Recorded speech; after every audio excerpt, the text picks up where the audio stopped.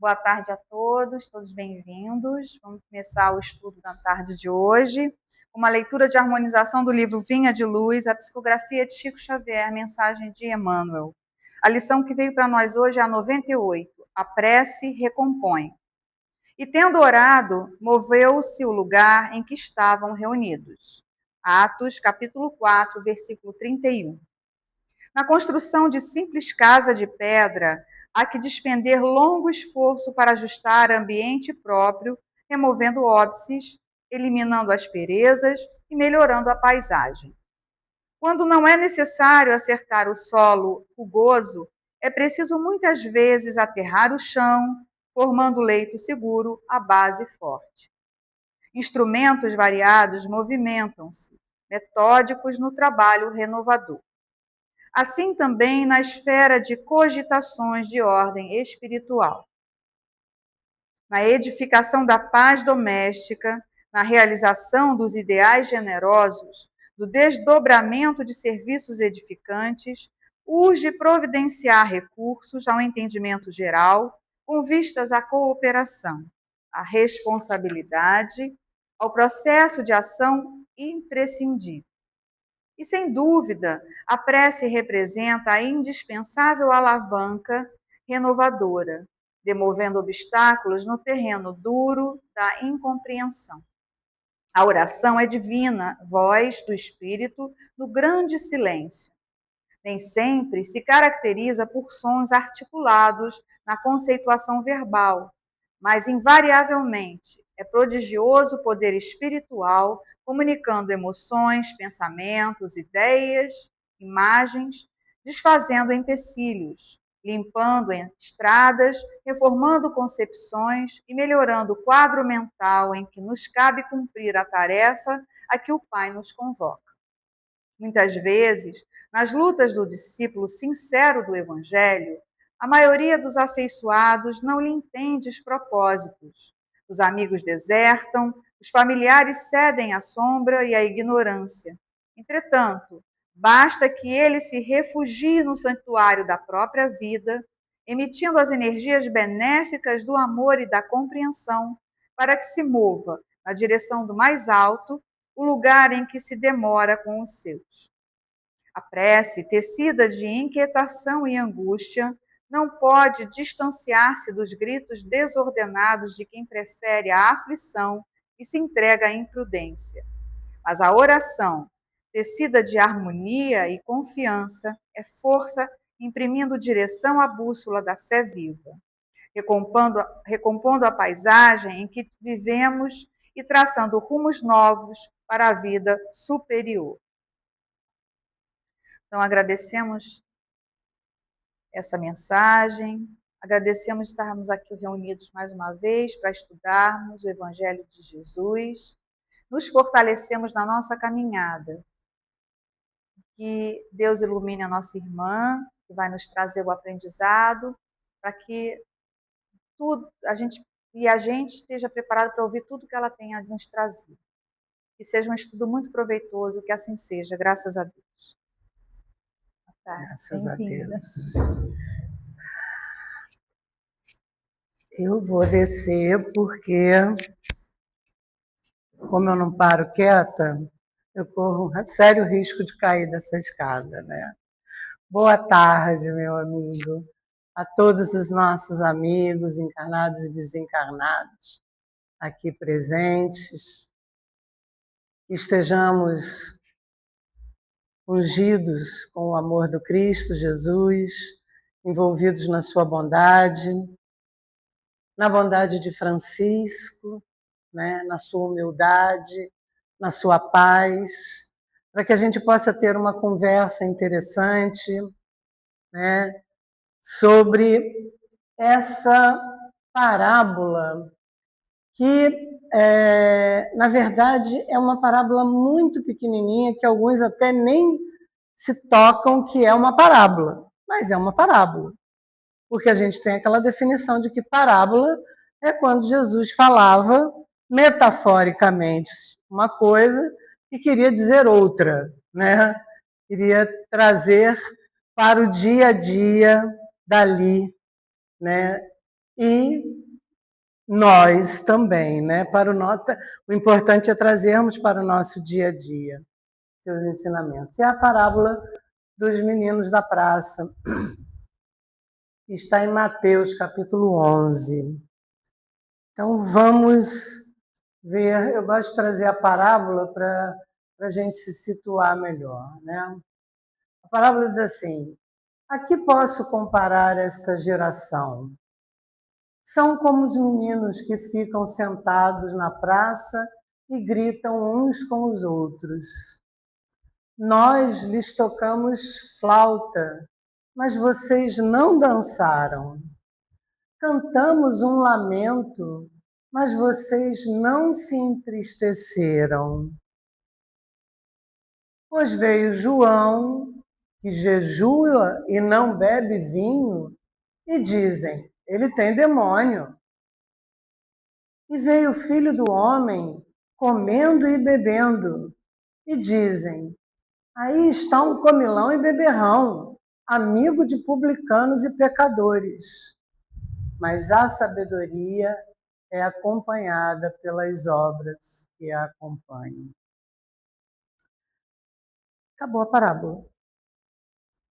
Mas ela é extremamente rica quando nós começamos a comparar. Primeiro, assim, quando ele fala e comparar essa geração, o que é geração, né? Geração são pessoas mais ou menos das mesmas datas, né? Do mesmo datado, né? E ele está falando que são meninos, né? Na praça. E quem são esses meninos para o nosso Pai? Somos nós, né? Ainda crianças, espíritos ainda criança caminhando, desenvolvendo, né? E aí ele começa a falar de coisas contrárias, do tipo: eu toquei flauta, que é uma coisa alegre, mas vocês não dançaram. Aí eu cantei um lamento, mas vocês não se entristeceram. Quer dizer, nem para sorrir, nem para chorar, né? Quando vem João e jejua e não bebe vinho, de novo as pessoas: ele tem um demônio, tem que falar mal, né? Mas se você come e bebe como fez o Cristo, aí está um comilão e um beberrão. Ou seja, essas crianças não sabem o que querem, não é isso?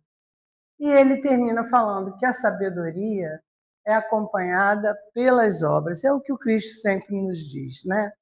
É pelas obras que nós caminhamos e somos reconhecidos pelo Pai, né? Bom, e aí a gente começa a lembrar o seguinte, que a praça, naquele tempo, né, a praça era um lugar de convivência, de troca, né? A gente vê isso em muitos filmes, né? Como se reuniam ali na praça as pessoas para se encontrar, né? Como hoje são as nossas redes sociais, né? Nossos ambientes de trabalho e até os nossos lares. E aí eu já começo a colocar essa história da rede social, encaixando bem na questão da parábola, quando ela mostra o contraditório das opiniões, né? E a insatisfação geral, seja para rir, seja para chorar, né? Não se tem um encontro muito sadio. Mas a praça naquela época era isso, ali naquela praça se encontravam, né, as pessoas de tudo. E Jesus, na sua pedagogia divina, fica observando o comportamento das pessoas de sua época e faz essa comparação surpreendente, que são adultos agindo como se fossem crianças insatisfeitas e inconsequentes. Alguma semelhança conosco? Não, né? De maneira alguma, né? Ele está só falando do pessoal daquela época, né? E Jesus vem descrever essas crianças, né? Você vê que ele está ali, ele está cercado pelo povo, pelos sacerdotes do Sinédrio, né?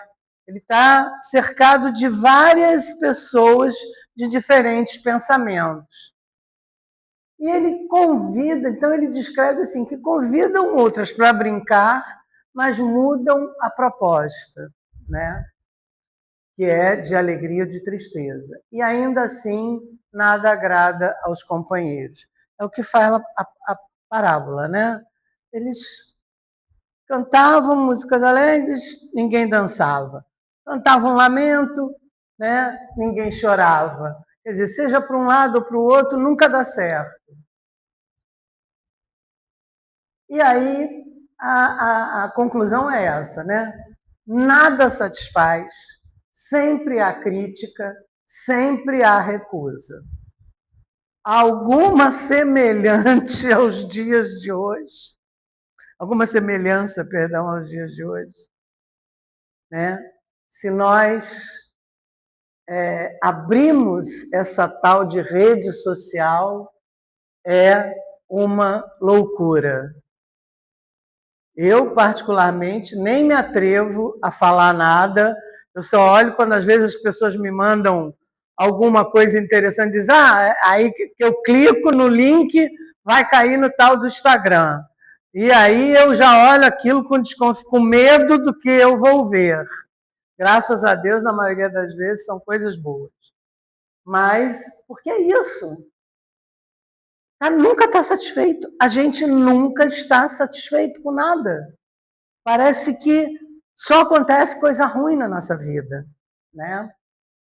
Está sempre tendo crítica e está sempre, muitas vezes, se recusando a experienciar algo mais elevado, né? Então, a reflexão central para nós é a seguinte: por que aquela geração não acolhia nem João Batista, nem Jesus? Por que será? Né? João Batista sofreu o que sofreu. Jesus, nem preciso falar. Né? Não havia esse acolhimento. Poucos, em relação ao todo, realmente creram, seguiram e coisa. Né?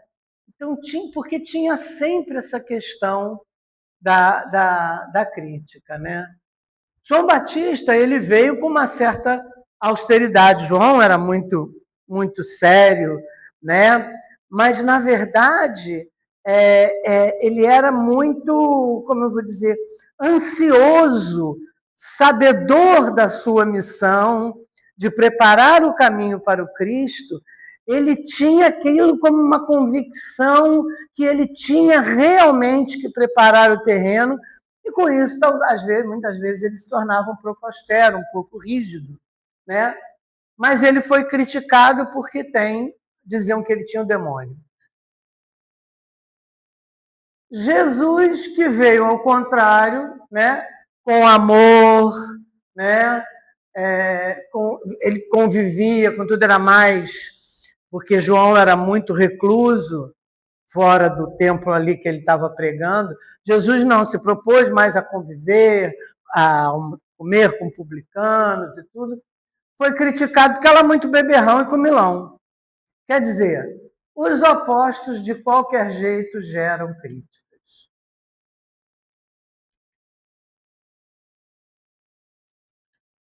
Oi?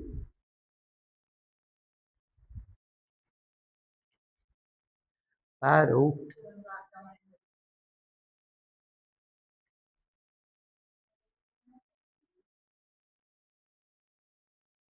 Não? É melhor. Foi. Então, a conclusão que a gente tira disso, por exemplo, é que essa geração não rejeitava a mensagem, mas ela rejeitava a transformação que a mensagem exigia, né? Então, o problema nem era a mensagem, mas a mensagem exigia, né? João, por exemplo, dizia: arrependei-vos. Está chegada a hora em que o Messias vem, para nos mostrar o reino dos céus. Então se arrependa, porque você está vivendo uma vida que nada a ver, né? E o batismo, quer dizer, o mergulho na água, era algo simbólico, a água que purifica. É como se você resolvesse se arrepender, mudar de vida, mergulhar e levantar um outro homem. Era simbólico. O que a gente transformou o batismo? Lá, em algo sagrado que de uma hora para outra te cura de tudo. Aliás, cura o recém-nascido que ainda nada fez. Então, perdeu-se o sentido da história, né? E ainda botou isso para o João. Ele virou João o Batista. Quer dizer, como um ato que não era isso, né? A proposta era a transformação que você precisava ter pela mensagem. Então, à luz da doutrina espírita, a gente vai pensar, né, nessa questão de incorporar essa mensagem. A gente vai pegar lá no Evangelho segundo o Espiritismo, capítulo 17, o Sede Perfeitos, né, que vai nos lembrar que essa parábola vai nos revelar o quê? Orgulho, imaturidade espiritual, resistência à evolução, porque era isso, né? As pessoas não tinham problema com essa transformação que era necessária, por orgulho mesmo, né? No Livro dos Espíritos, as questões de 779 a 785, vai falar da lei do progresso, né? Vai dizer, assim, os meninos da praça representam espíritos ainda presos ao ego, que querem tudo ao seu modo, mas não querem mudar a si mesmo. De novo, essa minha pergunta vai ser até o final da nossa conversa, tá? De novo, alguma semelhança com os dias de hoje, né? O que nós vemos? Espíritos presos ao ego. Meu Deus, né? Temos isso tão presente, principalmente, né, nos nossos governantes. Eu não falo só do nosso país, eu estou falando do mundo, né, onde o ego sobe a cabeça e você está ali para governar para todos, mas você governa para si, para aquilo que você acha que tem que ser, e dane-se o resto, não é isso? Então, e vários outros, eu estou falando de governantes, mas isso de maneira geral, grandes CEOs, né? Enfim, querem tudo do seu modo, né?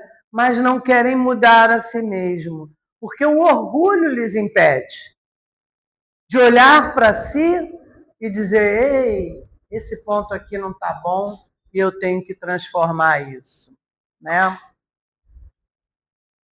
Paulo de Tarso. Paulo vai caracterizar essa geração como corrompida e depravada. Paulo não tinha muita papa na língua, né? Então ele dizia mesmo, né? Em Filipenses, capítulo 2, os versículos 14 e 15, ele vai dizer: façam tudo sem queixas nem discussões. Olha, sem queixas. Era tudo que o povo não fazia, era se queixar o tempo todo. Para que venham a tornar-se puros e irrepreensíveis, filhos de Deus inculpáveis, no meio de uma geração corrompida e depravada, na qual vocês brilham como estrelas do universo. E ele continua em Romanos, dizendo, e diz para a gente não se moldar a essa geração, né?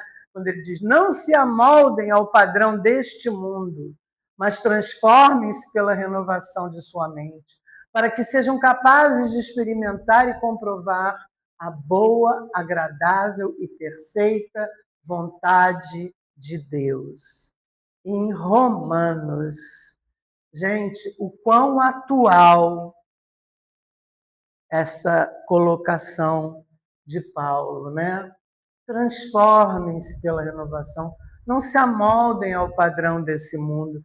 Então a gente precisa pensar muito naquilo que está nos cercando, em todos os cantos, na rede social, na política, na vida social mesmo nossa. O que está nos cercando? Será que esse é o padrão de mundo que eu quero para mim?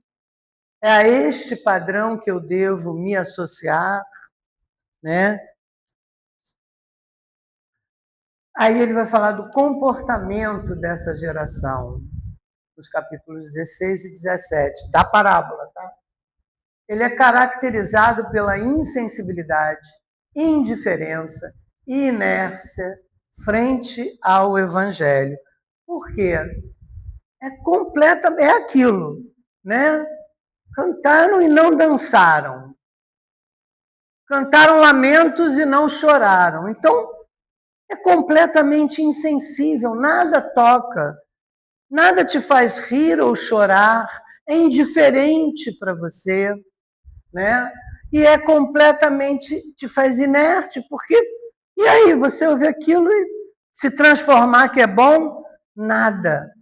Então, ele vem caracterizar essa insensibilidade, essa indiferença e essa inércia. Ele não importa como a mensagem lhes é transmitida. Não adianta. Vai cantar, vai orar, e eles não vão dançar, não vão chorar, né? São insensíveis, indiferentes e inertes quanto a Deus e as suas próprias vidas e destino. Porque esta praça, na verdade, é o nosso mundo, não é isso? É a nossa terra, esse planeta maravilhoso criado por Jesus, com tanta beleza e com tantas oportunidades, e quantas das vezes nós somos insensíveis, indiferentes e inertes a isso tudo. E hoje em dia eu diria pior, nós somos prejudiciais até. O que fazemos com o planeta, Jesus não merece. Este planeta não merece o que estamos fazendo com ele. São indiferentes porque não dançaram, não se alegram com as boas novas de salvação, não possuem alegria nem a possibilidade de ressurreição e vida eterna devido ao perdão dos pecados. É isso. Quantos nós vemos assim, né? Sabem do Evangelho, conhecem o Evangelho, citam da introdução até a última frase, mas viver esse Evangelho é outra história, né? Insensíveis, porque também não se entristecem, né? Por causa dos seus pecados e culpas, pelo destino eterno do inferno que lhe está reservado. E a gente sabe o que é inferno, né? É a lei de causa e efeito. É a que colhemos aquilo que plantamos, não é isso? Mas parece que nós somos insensíveis a isso. Ganhamos a oportunidade santa de uma encarnação num planeta maravilhoso, com a santa mediunidade que todos temos, em mais ou menos efeitos, mas que não abrimos nossos ouvidos e olhos para ver, como diz Jesus, e ouvidos para ouvir. E aí o mentor está lá falando, e a gente não escuta. Aí depois o negócio dá ruim. Aí a culpa é de Deus. Porque foi Deus que quis, foi Deus que não quis. Já aprendemos que Deus não tem nada a ver com isso, né? Nós já aprendemos isso, mas a gente continua culpando ele. São inertes, né? não modificam seus comportamentos e vidas, nem pela pregação, estilo de João Batista, né? Aí tem, naqueles dias, João Batista apareceu, João Batista pregando no deserto da Judéia. E ele dizia, arrependam-se, porque está próximo o reino dos céus. Isso está em Mateus, capítulo 13. Né? E nada acontecia. Nem pelo estilo de Jesus. Então, se um era mais austero e dizia, você tem que se arrepender, porque não se tocava. E se era pelo estilo de Jesus que vinha, todo amoroso, né? Falando em amor, falando de um pai amoroso, não mais aquele pai que castigava isso aquilo, também não se comoviam e, portanto, continuavam inertes. E aí conclui a parábola. Mas a sabedoria é acompanhada pelas obras que a acompanham.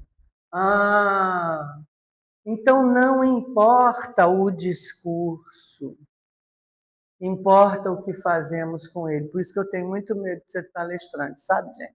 Não sou palestrante, não. Eu sou alguém que vem só conversar. Chego aqui e rogo, Senhor, pelo amor de Deus, a palavra é sua, não é minha.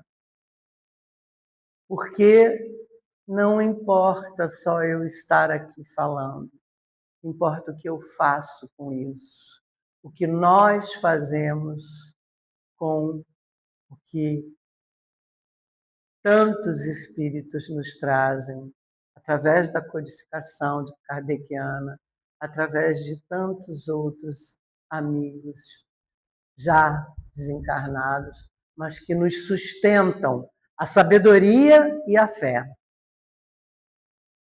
Jesus sinalizava quanto ao povo daquela época, que era imaturo e reativo, era assim mesmo, né? Parecia um bando de criancinha, mas que só queria guerrear. Né? Tinha lá o sacerdote, aquele que se dizia de Deus, né? Tinha lá o romano, que era o todo-poderoso, e tinha o coitado do povo, que era esmagado por todo esse poder, né? O poder político e o poder religioso. Semelhança. Temos semelhanças hoje? Vou nem falar, né? Insatisfação constante. Nada suficiente, tudo é criticado, busca-se defeito em tudo. Se está chovendo, ai meu Deus, que chuva chata. E se está sol, oh meu Deus, que calor danado, por que não pode? Isso é o mínimo que a gente faz, né? Não vou nem entrar em outros exemplos, que é para não me deprimir, não é isso? Nem a vocês. Não é meu barato aqui. As redes sociais, né, que amplificam isso, com julgamentos rápidos, com intolerância, com necessidade de aprovação. Eu tenho 3 milhões de seguidores, eu sou, só falta dizer que é Jesus. A pessoa se acha, porque ela tem 300 milhões de seguidores.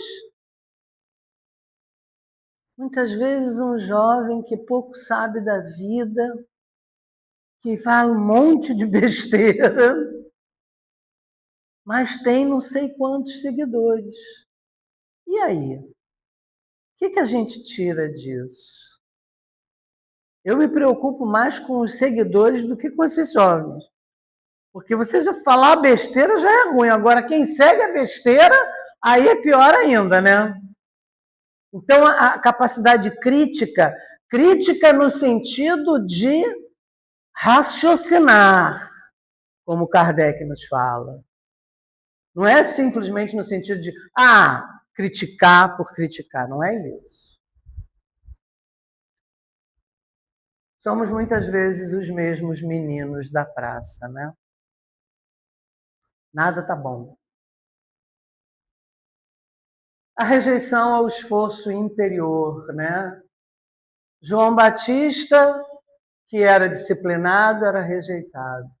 Jesus, que era mais pelo amor, também rejeitado. antes. E hoje? Como é que é? Disciplina espiritual é evitada e reforma íntima deixa para a próxima encarnação, que nessa está muito difícil. Não é isso? Aí eu não suporto falando, mas meu filho, você veio aqui para se aconselhar com ele, para se entender. Ah, não, mas ele não vai dar certo. Ele é muito difícil. Deixa para a próxima encarnação. E assim a gente vai de encarnação em encarnação e não sobe o degrau e depois reclama de Deus. Né? Por que comigo? Tudo comigo. Por que eu? Queremos paz, felicidade, mas não fazemos o suficiente na questão da moral. Nos falta ainda, enquanto espírito, enquanto vontade, que é o principal atributo do espírito, falta vontade para desenvolvermos a nossa moral. E isso nos cria problemas seríssimos, né? Porque a gente vive assim. Agora eu entreguei minha idade, né? Não é da idade de vocês, mas hard era o máximo. Era só isso que ele falava. Ó céus, ó vida, ó azar, tudo estava sempre assim, né? Eu sei que isso não vai dar certo, mas não vai mesmo. Né? Hoje, mais do que nunca, a gente sabe que pensamento é tudo. Aí você já fala, antes do negócio acontecer, que não vai dar certo, pronto. Mas como é que vai dar certo desse jeito? Não pode dar certo mesmo. Quer dizer, Hart tinha razão. Né? Do jeito que ele pensava, isso não ia dar certo mesmo. Enquanto o companheiro dele, o Lippe, né, era só alegria. Fazia as maiores besteiras do mundo, mas tentava, pelo menos. E Hard ficava ali parado. Né? Essa figura, né, vem nos dizer da importância do cumprimento. Isso é muito, para mim, é muito louco. Porque, assim, pessoas, às vezes você está atravessando a rua, né, e cumprimenta alguém. Oi, tudo bem? Não sei o quê. A pessoa te para no meio da rua, até se for. Né? Não, tá tudo horrível. Não tem... Gente, aí dá vontade de virar e dizer assim, foi só uma pergunta de educação. Tá? Não precisa destinar o rosário inteiro, porque a palavra... Quer dizer, como aquela pessoa está pensando já? Tá tudo horrível. É o hard. Entendeu? Aí não vai dar certo mesmo. Né? O próprio tudo indo, vamos andando, também é uma forma, pessimista de responder. Ah, está tudo indo. Tudo indo para onde, senhor? Vamos andando. Está andando para onde? Para o céu ou para o inferno? A gente não sabe. Não diz isso. É melhor que está tudo bem mesmo que não esteja, porque só a sua colocação de está tudo bem já plasma isso para o universo. Existem horas em que você vai sentar com um amigo, ou com um atendimento fraterno, e vai dizer, ô, fulano, não estou legal hoje. Né? O que eu posso fazer? Isso é uma coisa. Mas tem essa coisa, está cruzando a rua, e aí tudo bem. A pessoa definha o rosário. Não é legal. A gente sabe hoje em dia a força do pensamento. Né? Então, se você responde assim, é assim que você está pensando. E se você está pensando assim, que nem hard, né? Não vai dar certo mesmo. Não vai. O breve encontro é marcado pelo ato da reclamação sistemática. Ok? É os meninos da praça reclamando. Né? muitas vezes irado, muitas vezes alegre. São colocações muito diferentes por causa disso. Algumas pessoas reclamam até do vento, outras preferem soltar pipa. Não é isso? Então, o vento é o mesmo. Repara, como dissemos lá atrás, o problema não é a mensagem, o problema é a tua falta de vontade de se transformar com ela. O vento é o mesmo. Agora, um fica reclamando do vento que está despenteando o cabelo. O outro prefere pegar o vento e soltar pipa. Então, é o que você faz com o que você recebe. Um grande companheiro, Paulo Coelho, nos diz assim: as pessoas reclamam muito, mas se acovardam na hora de tomar providências. Querem que tudo mude, mas elas mesmas se recusam a mudar. É verdade, né, gente? Parece que é assim, a gente é o centro do universo, eu sou o centro do universo, então eu posso falar de tudo aquilo que não está de acordo com o que eu penso, e eu quero que tudo e todos mudem, porque eu quero continuar sendo eu, centro do universo. E aí a gente se pergunta, afinal de contas, pensando desse modo, o que a gente veio fazer aqui? Porque dessa forma eu já sou espírito puro, né? Está todo mundo errado, eu estou certa, eu não vou mudar, eu sou espírito puro, o que eu estou fazendo aqui encarnada? Qual é o objetivo da encarnação? Pergunta 132 do Livro dos Espíritos, e é a única que eu sei, tá? Que eu não decoro pergunta nenhuma. Não é isso? É nos aprimorarmos, né? Passar pelas provas, expiações, repararmos os erros, aprendermos para evoluir e colaborar com a obra divina. Esse pedacinho que muitos esquecem. Somos co-criadores. Temos que colaborar com a obra divina. Então, para de destruir o planeta, porque em vez de colaborar, a gente está destruindo, mas tudo bem. O quanto te contamina a pessoa que reclama de tudo? Já pensaram nisso? Não é? Não é, gente? Ave Maria, tem hora que me dói. Não, sério, eu ando muito de metrô, de ônibus. Aí você começa a escutar a conversa, porque as pessoas hoje em dia te fazem de público das conversas dos celulares delas, né? E aí é só reclamação. Aquilo vai me dando... Que eu digo assim, Jesus, não sai daqui de perto, não, porque eu vou mandar ela calar a boca. Eu vou deixar minha gentileza de lado, porque é a vontade que dá. Cala a boca, minha senhora, eu não preciso saber da sua vida, nem das suas reclamações. Porque isso contamina, né? Isso faz mal.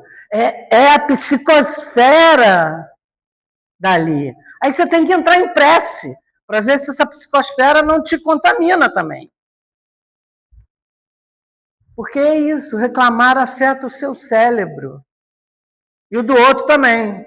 Se o outro não vigia e não entra em prece, essa psicosfera acaba contaminando ele também. E isso afeta o cérebro, e a neurociência está cada vez mais provando isso. Isso não é papo do espiritismo só. Dificuldade de ouvir. Na época, eles não ouviram João, não ouviram Jesus. Hoje, será que a gente ouve? Ouvimos muito, mas escutamos pouco, né? essa coisa então do celular, e vai assim, e você vai passando, e vai não sei o quê, e vem um, e vem outro, e vem outro. Qual é o momento de reflexão sobre aquilo que está ali? Adianta pegar um livro e ler de cabo a rabo e não ter um momento de reflexão sobre aquilo? É o ouve muito e escuta pouco, né? Há excesso de informação e pouca transformação, né? Isso é a loucura que a gente está vivendo, né? Nós precisamos tomar muito cuidado, porque toda essa questão de rede social, até mesmo de televisão, que eu não sou contra não, adoro, tá? Mas assim, você precisa filtrar o que te convém dali. Você não pode ser um alienado. Eu, particularmente, não concordo com alguns companheiros que dizem não pode mais ver jornal, não pode ver repórter, porque é só desgraça, não sei o quê. Eu, particularmente, não concordo. Eu acho que você não pode ser um alienado. Mas como aquilo te bate? Você vai viver no mosteiro? Você vai lá para cima do Himalaia para não saber de nenhum problema? Aí meditar é fácil. Eu quero saber como é que você se comporta vendo a dor, vendo o erro. O não julgueis é não crucifiqueis, mas analise. Você analisa o ato, não é a pessoa. O nosso método de aprendizado é comparativo. Então, se você faz alguma coisa, eu preciso olhar e julgar assim, será que o que ela fez é legal ou não é? É bom para mim ou não é? Não é legal, eu não vou fazer. Mas eu não vou te crucificar. Eu não vou botar você na internet dizendo, olha, que... Aí é diferente. A gente precisa ter isso em mente, porque o não julguei vem lá do aramaico, que passa pelo hebraico, que passa pelo grego, pelo latim, até chegar no português, a conotação vira outra. Então, analisar você precisa sim, mas você não precisa crucificar a pessoa. Você julga o ato, não a pessoa. Então, eu não vou rotulá-la como uma pessoa má, ou boa, ou isso, aquilo. Eu vou pegar o ato e vou dizer, serve para mim? Vou fazer. Não serve? Não vou fazer. Beleza, né? Então, quando eu digo que tem muita informação, a gente precisa estar a par disso. A própria doutrina é contrária ao isolamento, né? Com todo respeito ao budismo, mas viver em cima do Himalaia só é mais fácil. Não, você está aqui para conviver e experienciar a matéria. E tudo que se passa no mundo faz parte disso. Mas você precisa treinar a sua mente. Isto não me pertence. Eu não posso xingar o cara que apareceu fazendo lá uma maldade. O que eu tenho que fazer? Orar por ele. Foi isso que Jesus falou? Ama o teu inimigo? Né? Inimigo, entre aspas. Então, se eu hoje olho lá um cara fazendo uma maldade, qual é meu primeiro impulso? Vamos ser franco. A gente quer matá-lo, no mínimo. Então eu não vou ver a notícia porque aí eu não quero matá-lo. Esse não é o treinamento. Não é esse o treinamento aqui da nossa vida. O treinamento é eu conseguir olhar para ele e dizer, ele não fez um negócio legal. o ato, não a pessoa. Então eu tenho que rezar para ver se ele melhora, porque aí ele não vai mais fazer esse ato. Esse é o treinamento. Não é isso que a gente treina na mesa mediúnica? Quem daqui da mesa senta na mesa mediúnica e quando vem um espírito daqueles brabão que fez e aconteceu, começa a julgá-lo e dizer: ih, esse cara eu quero que vá embora. Quem faz isso? Quem faz isso pode sair da mesa mediúnica para ontem, porque está errado. Porque o teu treinamento ali é amar aquele espírito, independente do que ele tenha feito. Jesus, quando diz ama ao próximo como a si mesmo, está dizendo isso. Quando diz ama o teu inimigo, está dizendo isso. Então, a gente não pode se excetuar. Agora, a gente precisa tratar da nossa psicosfera. Eu vejo, também não preciso ver 300 vezes a mesma notícia, né, gente? Não é assim. Eu vejo, isso não me pertence, eu não faço, não quero isso para mim, e, de preferência, fazer uma prece por aquilo que aconteceu. Estamos agindo como aprendizes ou como meninos da praça? Será que a gente está aprendendo o ama o próximo como a ti mesmo? Ama o teu inimigo? Antes de levar a oferenda ao templo, volte e se reconcilia com quem você tem problema? Essa é a grande questão. Como deixar de ser o menino da praça? Jesus falou tudo, né? Se a gente pega, eu não vou nem dizer só o evangelho, se a gente pega só as bem-aventuranças. Só as bem-aventuranças já está bom, já está de bom tamanho, né? Porque é isso. Pessoas felizes são autorresponsáveis, sentem gratidão. É gratidão, não importa. Dei uma topada. Gratidão, Senhor, porque eu podia ter quebrado o pé e foi só uma topada. Eu brinco com isso, mas é, né? Perdoam, oh meu Deus. O último ato do Cristo, e talvez um dos mais belos dele. Depois de injustiçado, de chicoteado, de preso numa cruz, ele ainda vira e diz para o Pai: perdoa, porque eles não sabem o que fazem. Eu me arrepio com essa frase, porque é de uma grandeza que eu não tenho dimensão, né? Validam, conversam sobre ideias.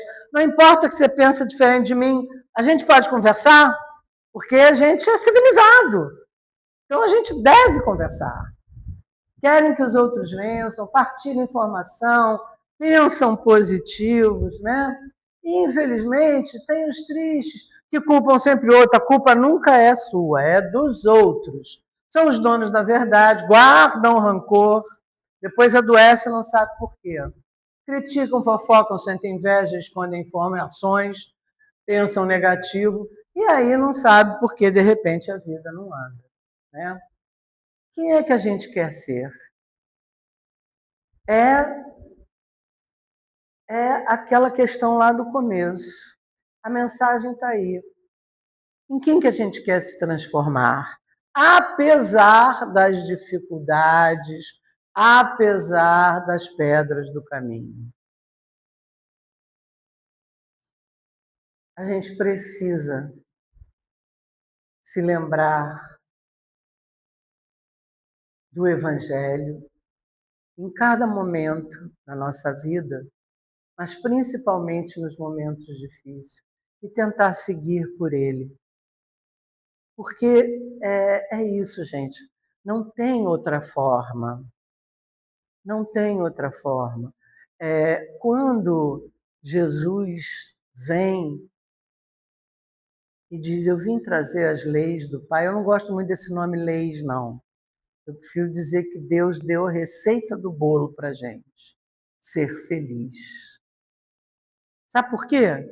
Porque Ele deu o livre-arbítrio. Né? Lei você tem que seguir. Mas se você tem o livre-arbítrio, você pode não seguir. Então Ele deu a receita do bolo. Disse: meu amor, meu filho amado, vai por aqui, ó, que vai ser bom para você, você vai evoluir e ser feliz logo. Mas se você não quiser, toma o livre-arbítrio, vai por outro canto, uma hora você vai voltar. Eu sei disso. Né? Então, essas leis, esses conselhos que tantos profetas trouxeram e a gente não entendeu, e por fim o governador do planeta disse: eu vou lá, porque eles não estão entendendo. E que foi registrado pelos apóstolos, né, e está aí no que hoje chamamos de evangelho, a gente precisa tentar caminhar por ele, nas horas boas e nas horas não tão boas, porque com certeza ele vai ter um bom conselho para nos ajudar a deixar de sermos os meninos da praça, aqueles que só reclamam, aqueles que não contribuem em nada, que se tornam insensíveis e inertes e indiferentes sobre tudo que está acontecendo. E o que prevalece é o egoísmo. Eu quero tudo para mim.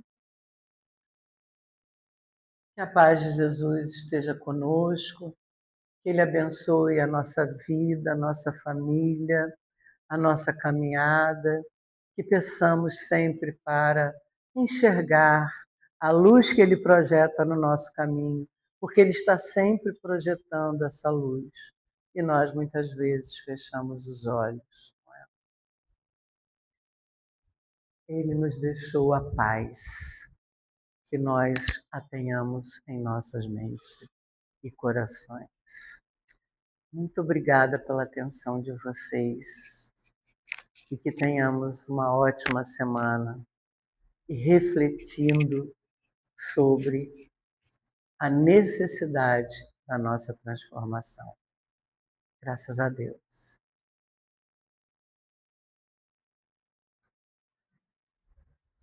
Obrigada. Foi ótimo. Então, vamos agradecer toda essa mensagem que veio para nós, que possamos estar exercitando no nosso dia a dia, todo o aprendizado, e continuemos buscando a nossa melhoria. Que tenhamos uma tarde de paz e harmonia, que assim seja, graças a Deus.